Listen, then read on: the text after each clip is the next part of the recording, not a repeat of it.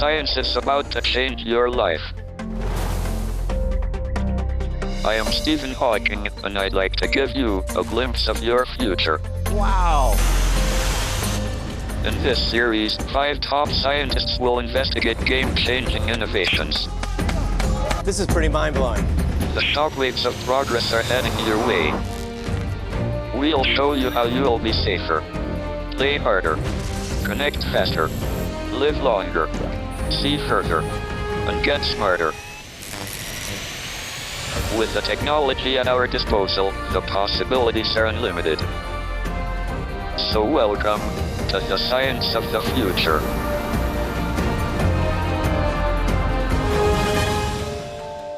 We have attempted to remove ourselves from nature, but now we are beginning to look at the natural world from a new perspective. All right, here we go.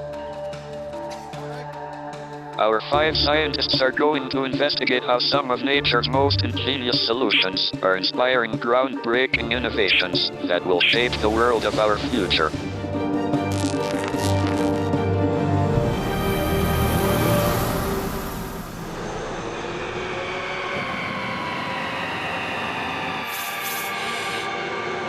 These megatrucks can move vast loads, but not always to where we need them. We still have to rely on human power to carry things where transporters can't go. Engineering a truly all-terrain machine is a particularly complex challenge. Can it be done? A radical solution is in the works outside of Boston, directly inspired by nature. RT Brassard is about to test out a go-anywhere mechanical packed horse.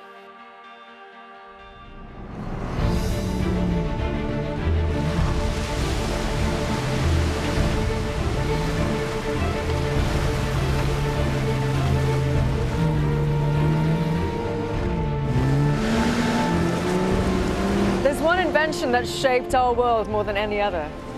This, the wheel. Yet half the Earth's surface is still inaccessible to land-based vehicles, even the most rugged off-road versions. The most sophisticated modern vehicles can't match the versatility of nature. But even a horse can carry only a fraction of the load. If we had something that could combine the all-terrain capabilities of a horse with the rugged reliability of a machine, it could change how and where we lived on our planet. This is LS3, the world's most advanced all-terrain robot.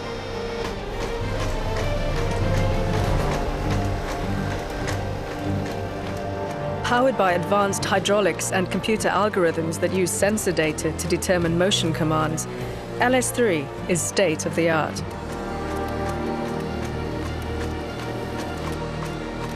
It's the brainchild of scientists at Boston Dynamics, the culmination of years developing robots. There's a total of 12 actuators, which are like the muscles, that are being controlled by a computer that's on board, which is like the brain. We have a control algorithm that's causing it to walk and step and balance as it goes. And the control computer also worries about the traction of the feet on the ground and whether slipping there is, and it coordinates the forces and the motion of the legs in order to accommodate the variations in the terrain. The onboard computer calculates adjustments 1,000 times a second and sends instructions to the actuators in its legs to continually correct its movement. This is difficult because it's going downhill. You can see the feet slipping. You can hear it revving its engine because it needs more power to react to the slipping and keeps its balance. A gyroscope helps it maintain balance in all kinds of conditions: sand, snow, water, even a muddy slope. The power for this comes from an engine that's in that box. The engine powers a hydraulic system that goes to these actuators. These actuators are like your muscles. They're able to push on the joints on the robot. This is the actuator. These are the hydraulic supply to the actuator. Down here, there's a computer, which is the control computer that reads all the sensors. It's got a laser rangefinder that gives a 3D measurement of the shape of the terrain. A muddy slope is hard enough. But how will LS3 cope with an uneven pile of rocks? It cleverly adjusts its height to suit the terrain and places its feet in just the right way to keep going. All decisions are micromanaged by its internal systems. At one point I thought it was going to go down, but it just corrected itself, got its balance, off it went. I think it could probably cope with anything if it could cope with that. Amazingly, it can also respond to the human voice. LS3 power on to turn it on.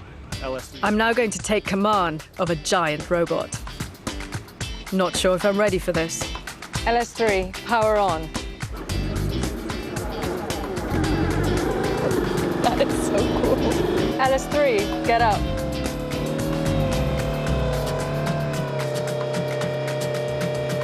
LS3, follow tight.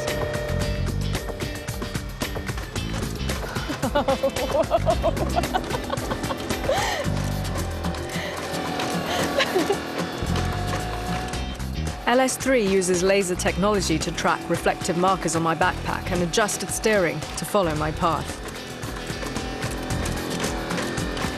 It's actually really scary having this robot behind me, but it's also very, very cool because I'm talking to it and it's doing what I tell it to do. LS3, sit. Its codename stands for Legged Squad Support System. It's now under trials with the US Marine Corps. Able to go anywhere a soldier can, LS3 can carry up to 400 pounds of equipment and enough fuel for a 20-mile mission. It's part of a new breed of biologically inspired robot. Designing a machine that can bear heavy loads and then navigate across harsh terrain by reacting like an animal is a technological triumph. If they can mimic quadrupeds, how far can their world-leading engineering and software programming skills improve on robots that operate with just 2 legs? It's taken millions of years for us to evolve into creatures that can walk, run, jump, and climb. Balance, something we take for granted, but it's actually a very complex skill. So engineers have taken on an enormous challenge to build a walking biped that can shift its weight from foot to foot. This is Atlas, Boston Dynamics' humanoid robot. Right, what do I do? Well, I'd like you to come stand on 1 foot up here. So, 1 foot. So who has the better balance? Me or the robot? yeah. So you're going to put these on. Blocks my vision from That's that right. side. And we're going to bang this 20-pound medicine ball into you, and we'd like you to stay on 1 foot and try to stay balanced. Okay. Okay? Okay. To stay upright, I instinctively turn my ankle and move my arms and upper body. There you go. Good. Yeah. It's this natural behavior that technicians have built into Atlas. An onboard computer should detect a loss of balance and move its arms and torso to compensate. But will it work?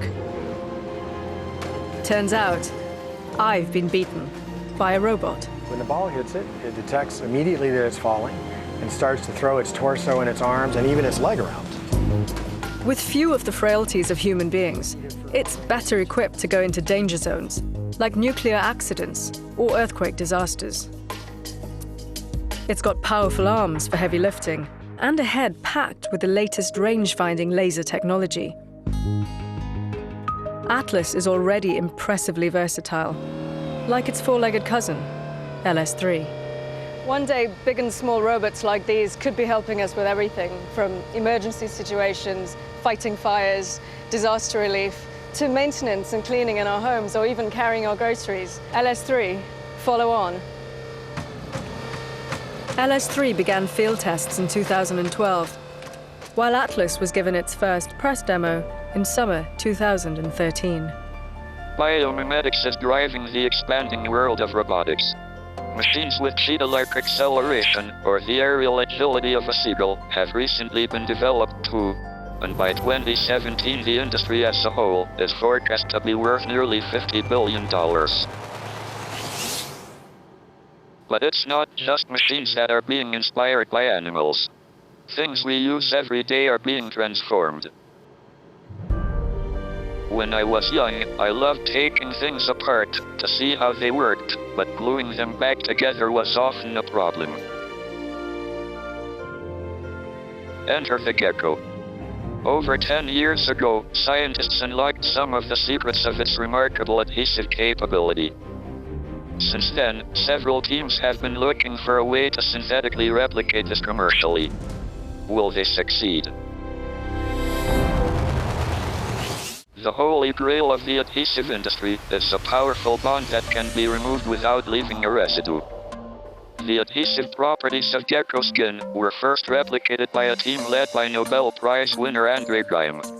They created synthetic tape that copied the microscopic hairs on gecko toes, but fabricating it on a large scale proved elusive. Now, researchers at the University of Massachusetts, Amherst, are attempting to take the idea further.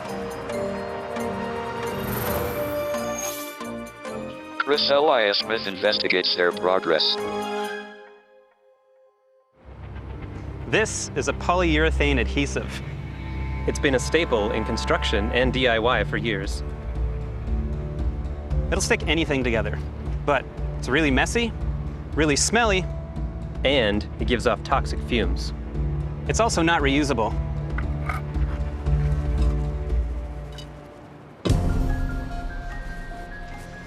For now, I'm going to check out a different option. One that doesn't give you a headache from the fumes or take a day to dry. Two very different kinds of scientists have put their heads together to come up with a new form of adhesive. To make a viable product that mimics the gecko's extraordinary ability to apparently defy gravity, they needed more detailed knowledge of gecko physiology.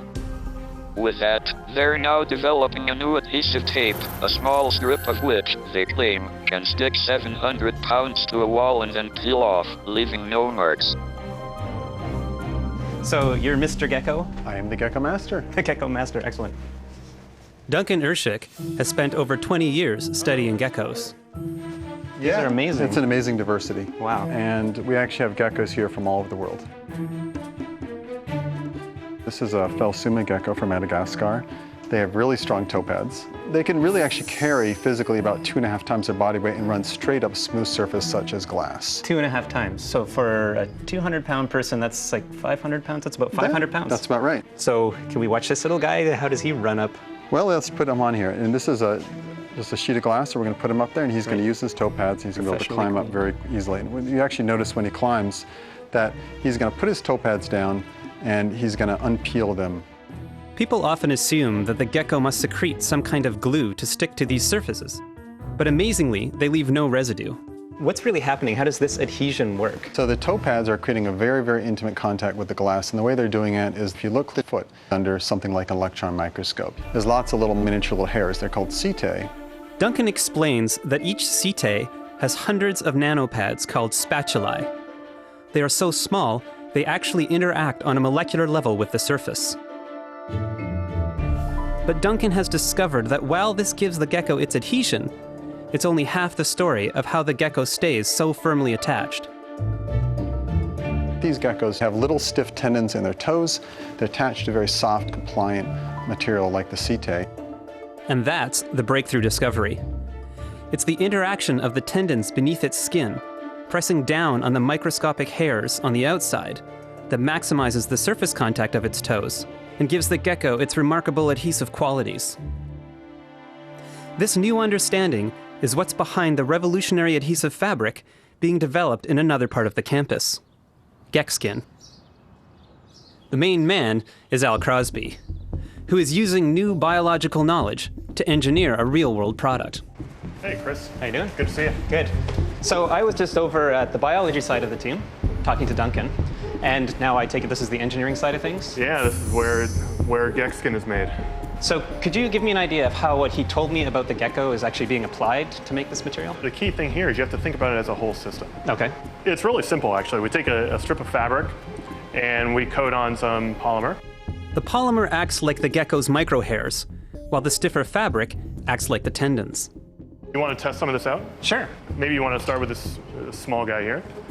So it's pretty easy to apply. Okay. Just like you would a normal kind of adhesive or tape. Right.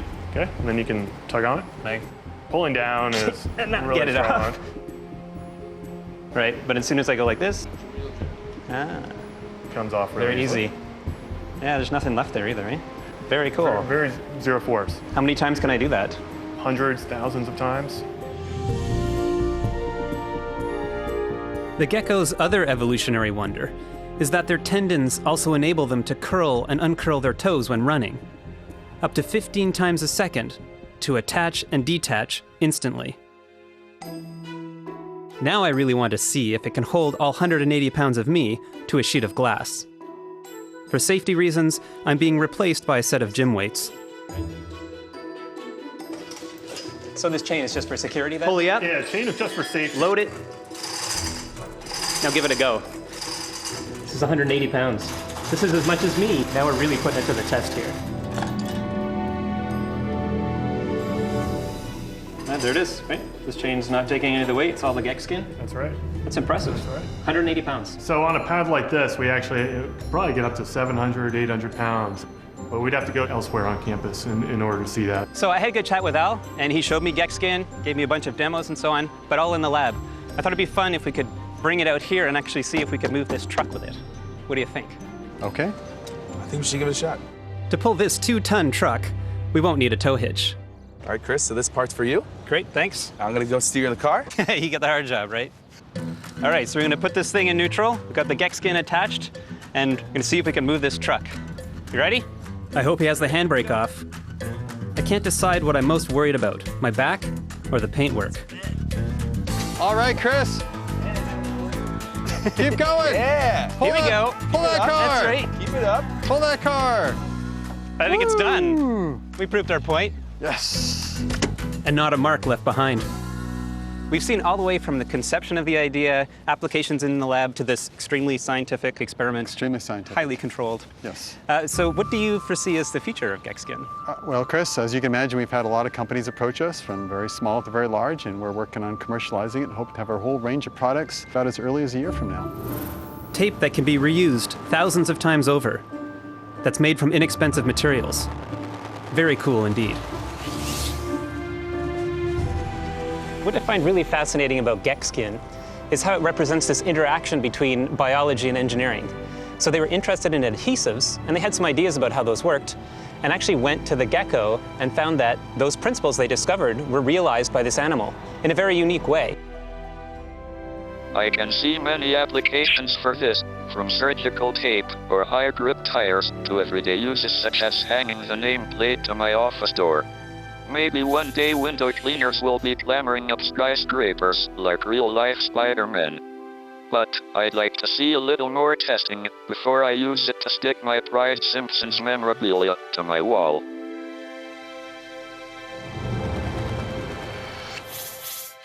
There's one scenario which all the glue on Earth won't help us solve. We are under threat from very large asteroids. Once again, the natural world is coming to our rescue.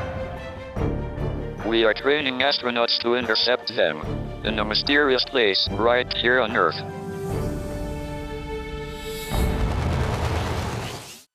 On February 15, 2013, a fireball pierced the Earth's atmosphere, releasing 30 times more energy than the Hiroshima bomb. One day, we may be struck by the big one. Fortunately, some wise folk at NASA have over 1,000 potentially hazardous asteroids under surveillance. What I want to know is, what are they going to do now? On the west coast of Canada, there's a man helping NASA's Armageddon avoidance planning.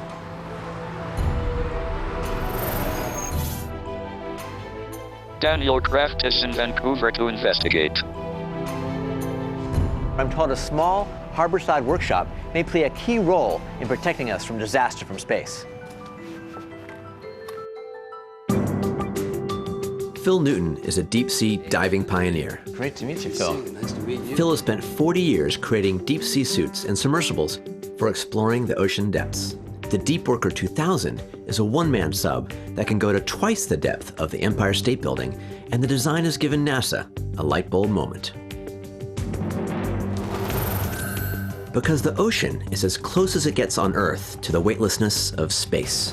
So Phil, what would NASA want with a small submersible like this one? That's a very good question, because you'd think that by definition, outer space and inner space, and this would be as far apart as it could possibly be. But the technology overlap is incredible. We've trained astronauts now, both US and Canadian, to be a pilot of these little subs, and they use them as simulators. NASA has used underwater training for its astronauts since the Apollo missions. They can rehearse the conditions of zero gravity in space because divers can achieve neutral buoyancy, the seemingly weightless state between floating and sinking. But NASA's grand plan to land on an asteroid needs a craft to practice on, which is where Phil's sub comes in. He's designed it to have neutral buoyancy. And just like a spaceship, the Deepworker uses thrusters to propel it forward and directional thrusters to change course. It's not exactly like zero gravity, but it feels similar because the drag from the water works against inertia and slows down heavy objects. It's the best substitute we've got. We just finished a project this last year. The idea is that the astronauts would fly in the sub, mounted on the outside, to a fake asteroid that they put down the bottom of the ocean off the coast of Florida. They would then come off the sub and drill into the asteroid and anchor the sub or anchor the lander. So it was great. It was a great project, and the astronauts loved it. They just thought it was terrific. So NASA's not just doing the training and simulation. Using these submersibles, they're actually able to develop the procedures to maybe land on an asteroid in the future. Absolutely right. That's exactly what they're doing, and that's what they've hired us to do. Until recently, NASA's official advice in the event that an asteroid hits Earth is to pray. I'm not kidding. Now it's my turn to do some prayers. I'm going to test out the sub to see how effective it is. It's a bumpy trip. You're not going to enjoy it. I've flown F-16 fighter jets, but I've never tried to land on an imaginary underwater asteroid before. I have experienced zero gravity in a plane, and let me tell you, it's pretty amazing. I did it because of my interest in space travel. Life on Earth is at risk of being wiped out, either as a result of our own mistakes or a cosmic catastrophe.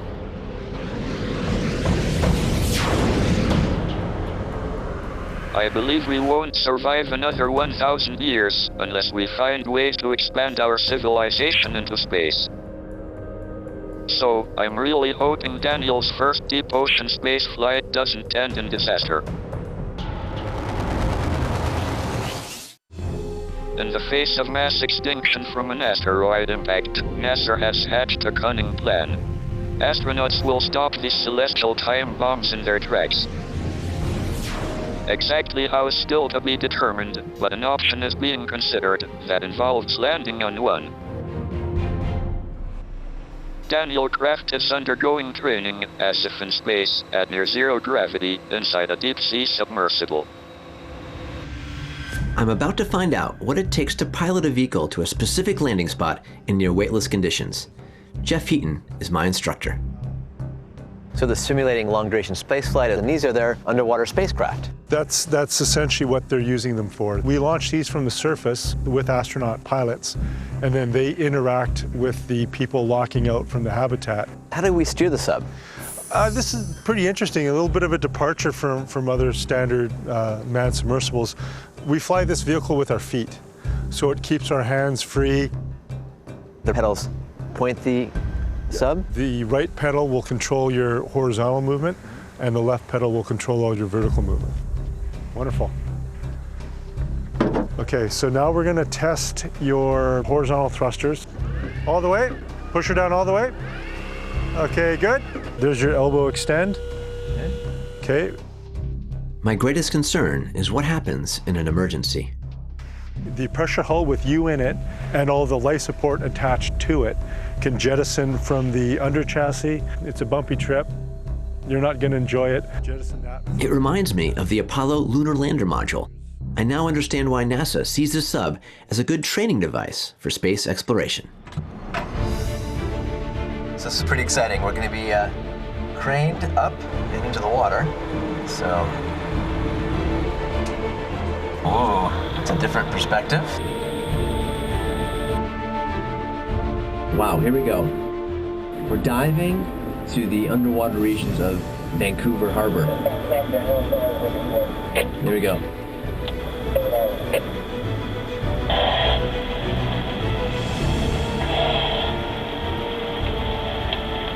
All right, so I'm in command of my own personal submarine here. I've got my control systems working, my life support is good, and we're ready to go for a mission. It's very similar to my experience in flying a small airplane, or in the case for NASA training, like flying a spaceship, because unlike when an object's in weightlessness, or in this case underwater, as you enter inputs, you'll have momentum, you'll keep moving. Pretty much got the hang of it. And Deep Worker 6, please verify both scrubbers on and blowing. Roger that. Used on the shuttle and space station, scrubbers remove carbon dioxide so I don't rebreathe toxic levels of my exhaled gases. Okay, I've got the thrusters on, I'm moving forward, you can move forward.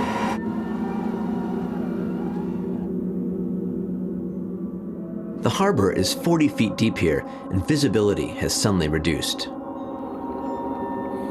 I'm completely relying on my instruments to stop me from crashing into the seabed. I'm gonna look for my landing spot here on my asteroid, and hopefully bring us in for a nice soft landing, because it's a long way up and I don't like swimming in cold water.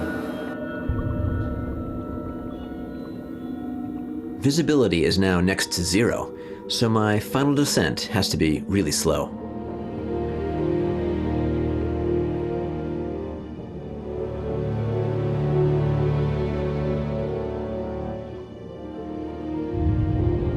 Touchdown on this substitute asteroid. That's one small dive for man, or for Daniel. One giant wet leap for mankind. Forgive the bad pun. It's these sort of little steps that we can learn in underwater submersibles that can translate actually to big leaps in human exploration of space and beyond. My mission is over. Time to go home. Here we come up. It's been really fun to fly this. I'm almost sad to leave underwater space. And here we are back in the real world. Amazing. Around 45 NASA astronauts have completed deep water training, and the aim is to commence asteroid missions in 2025. Let's hope that before then, science can help us figure out an effective way to divert any asteroid that might be on a collision course with Earth. Of course, there are numerous other hazards that science is helping us prepare for. For instance, the threat of a devastating pandemic. Fortunately, scientists think they have a plan for that too. But, and it's a big but, it involves re-engineering one of nature's most feared organisms. A virus. So that it fights on our side against pathogens. Ingenious, or plain crazy. My father was engaged in research. He used to take me into the insect house where he kept mosquitoes infected with tropical diseases. This worried me because there always seemed to be a few mosquitoes flying around loose. Back then, if you contracted a dangerous disease, you could die before medics found out for certain what it was. Today, diagnosis can still take too long. It can take days between a suspected outbreak and a positive lab report. And in that time, an infection can spread like wildfire. What we need is a way to instantly identify these pathogens so we can stop them before they get to us. In Birmingham, England, an ultra-fast detection system is undergoing trials.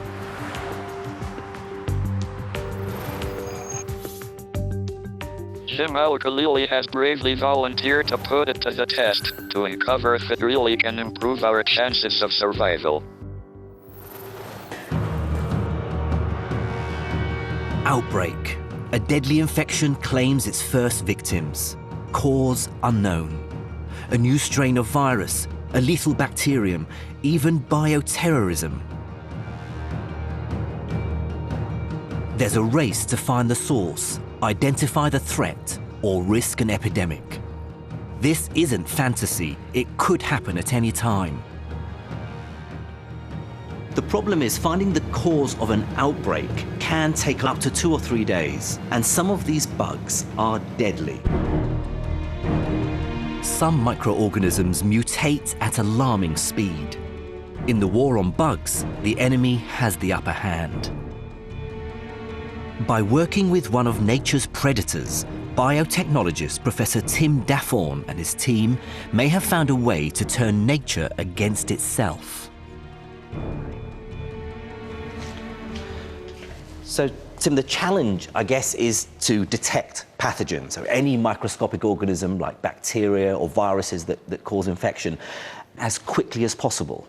Yes, and to do that, we take our inspiration from biology. So life's been on this planet for billions of years, and during that period, it solved most of the problems which are currently facing man. So we look back into biology and attempt to use biology to speed up this detection in a really big way.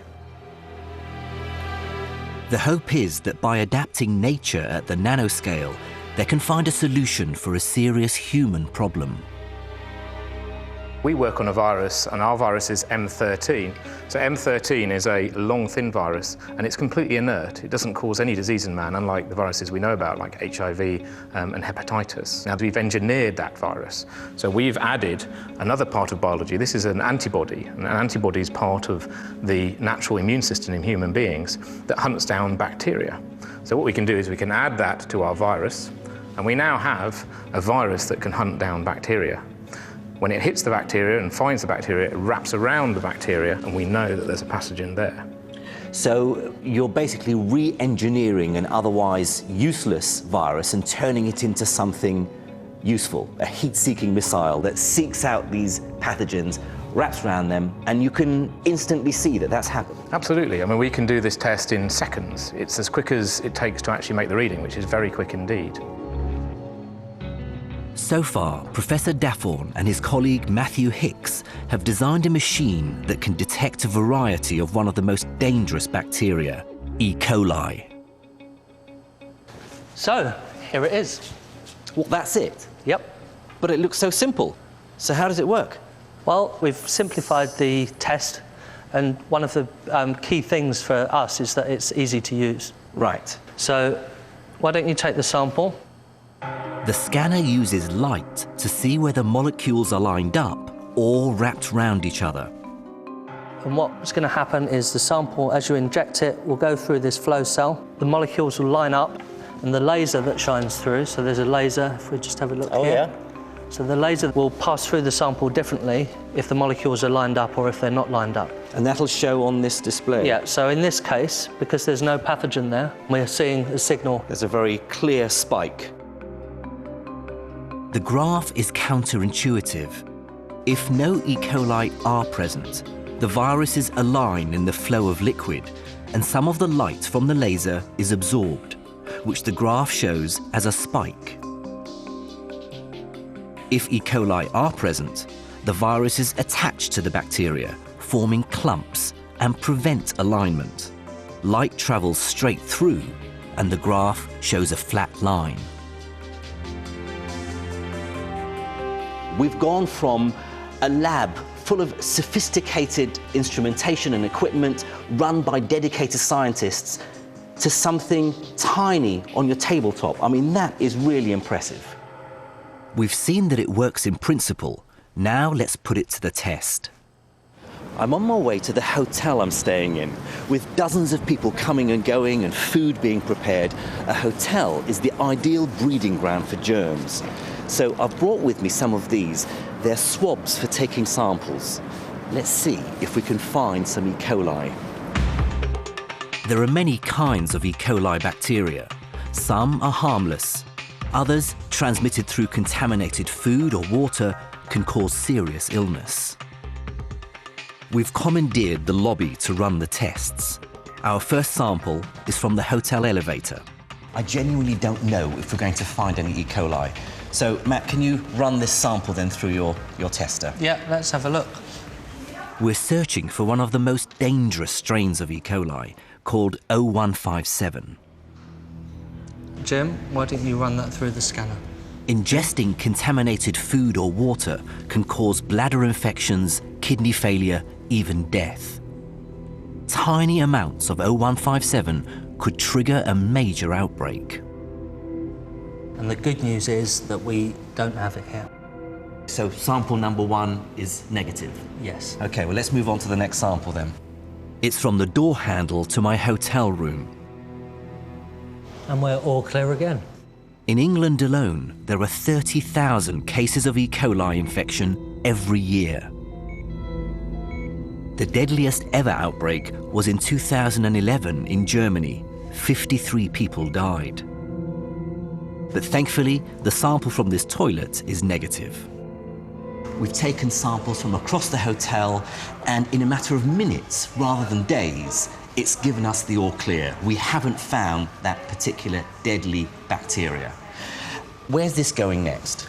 Well, the really exciting thing is the fact that we can develop this test for lots of different types of bacteria and viruses and other molecules, all at the same time within the same test. So not just looking for this particular strain of bacteria, but things like SARS and MRSA? Exactly. And we've already seen that you can move this device around, but even more than that, we've got a prototype of a new device that's going to be even more possible. It's an exciting thought. By re-engineering nature down at the molecular scale, what we can do for E. coli today, we'll be able to do for countless other diseases in the near future. A decade from now, it could be in hospitals, surgeries, and out in the field. I am certain synthetic biology will be at the heart of our future.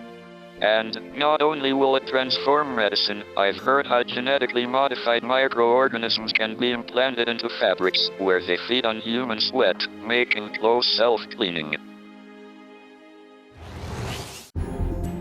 Bolts of lightning are one of Mother Nature's most stunning tricks, transferring energy through space without the need for cables. We can do it with radio waves, so why not with electricity? Well, it seems like the same question occurred to some enterprising engineers in Boston. Karen Bondar is ready to explore their surge of ingenuity. Have they invented a process that could transform how we will soon get our energy? Electricity fascinates mankind. It's nature's most mysterious force. More than a century ago, a scientist had a remarkable dream for how to supply power to cities across the world. His name was Nikola Tesla, and in May of 1891, he brought this futuristic vision to life.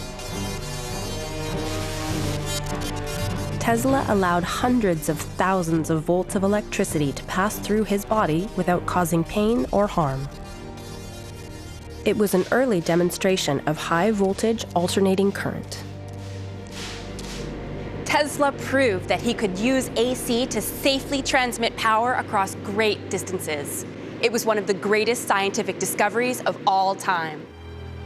Although it can't be solely attributed to him, he championed the idea. And now, AC surges through millions of miles of cable to supply our cities. But Tesla had an even bigger, more outlandish idea for another technology that he one day hoped to bring the world: to beam electricity through the air without any cables at all.